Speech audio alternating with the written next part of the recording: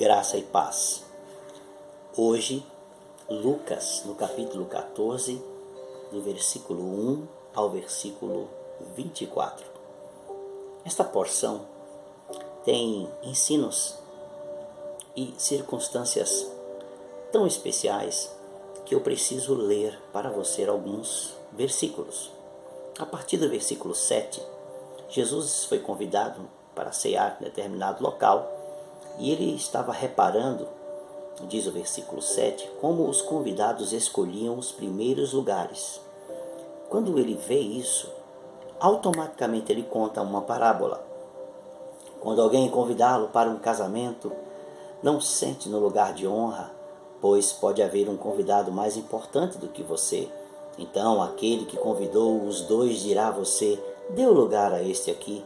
Então você irá envergonhado ocupar o último lugar. Isso é uma boa regra de etiqueta, hein? Para estar nos locais. Pelo contrário, quando alguém convidá-lo, vá sentar no último lugar, para que quando vier aquele que o convidou, diga a você: amigo, venha sentar no lugar melhor. Isso será uma honra para você, diante de todos os demais convidados. Que coisa linda, não? Porque todo que se exalta será humilhado, e o que se humilha será exaltado. Depois Jesus disse ao que o havia convidado: quando você der um jantar ou uma ceia, não convide os seus amigos, nem os seus irmãos, nem os seus parentes, nem os vizinhos ricos, para não acontecer que eles retribuam o convite e você seja recompensado. Que interessante. Pelo contrário, a dar um banquete, convide os pobres, os aleijados, os coxos e os cegos, e você será bem-aventurado. Olha que bem-aventurança interessante. E você será bem-aventurado pelo fato de não terem eles com que recompensá-lo. A sua recompensa você receberá na ressurreição dos justos. Que coisa! Ao ouvir tais palavras, um dos que estavam à mesa com Jesus lhe disse: bom, já que é assim, né, bem-aventurado aquele que participar do banquete no reino de Deus. E aí Jesus respondeu com uma outra parábola. Certo homem deu uma grande ceia. Jesus dá respostas espetaculares, fazendo as pessoas pensarem naquilo que eles estão falando. Certo homem deu uma grande ceia e convidou muitos. À hora da ceia enviou seu servo para avisar aos convidados: venham, porque tudo está preparado. Mas todos eles, um por um, começaram a apresentar desculpas. Jesus está contando isso. O primeiro disse: comprei um campo e preciso ir vê-lo, peço que me desculpe. O outro disse: comprei 5 juntas de boi, vou experimentá-las, peço que me desculpe. O outro disse: casei-me, por isso não posso ir. O servo voltou e contou tudo ao seu senhor, então irado, ficou zangado. O senhor ficou zangado. O dono da casa disse ao seu servo: saia depressa para as ruas e becos da cidade e traga para cá os pobres, os aleijados, os cegos e os coxos. Mais tarde o servo disse: patrão, já fiz o que o senhor mandou e ainda há lugar. Então o senhor disse ao servo: sai pelos caminhos e atalhos e obrigue todos a entrar, para que a minha casa fique cheia. Porque digo a vocês que nenhum daqueles homens que foram convidados provará da minha ceia. Isto é interessante. Este texto é interessante, essa sequência de falas de Jesus mediante o que ele está vendo é profundamente interessante. Em primeiro lugar, que eu quero destacar aqui, é que este é um tipo de evangelho que quebra a gente por dentro, quebra conceitos, quebra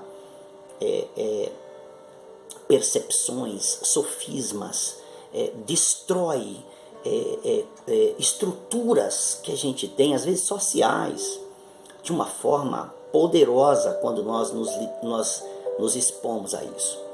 Essa é a primeira coisa, ele rompe estruturas. Jesus ele faz isso com naturalidade. Ele está dizendo que este evangelho que ele está pregando, que esta vida que ele está pregando, que o evangelho, em segundo lugar, não é uma coisa apenas para se falar sobre ela ou para ensinar sobre isso. Isso aqui é uma coisa de vida, de prática diária. Ou você vive isso, ou não adianta falar sobre isso. Isso aqui é impressionante, porque também me faz, com uma certa vergonha, uma certa vergonha cristã, me faz também perceber que muitos dos que tentam viver este padrão que Jesus ensinou, de prática de vida, são aqueles que normalmente não estão no Evangelho. São aqueles que normalmente não são cristãos. Claro, muitos, milhões de cristãos estão procurando viver isso. Claro, é óbvio. Mas me parece que também do lado de fora tem muita gente tentando viver isso. E às vezes choca com as realidades de alguns ambientes. Do outro lado, ao passo que o Evangelho, esse Evangelho prático de Jesus Cristo, ele inclui, ele abarca, ele abraça, ele vai ao encontro de todos indistintamente. Este é o Evangelho que alarga as tendas para que caibam todos. Mas ao mesmo tempo, é um Evangelho que não alarga o caminho e que não alarga a porta. Você entende isso? O Evangelho, a vida, a mensagem de Jesus Cristo, profundamente prática, vai em busca de todos, de todas as pessoas, não importam quem sejam. A tenda que Jesus construiu cabe todos, todos, todos, sem exceção. No entanto, Jesus não alargou o caminho e não alargou a porta. A porta continua estreita, o caminho continua estreito.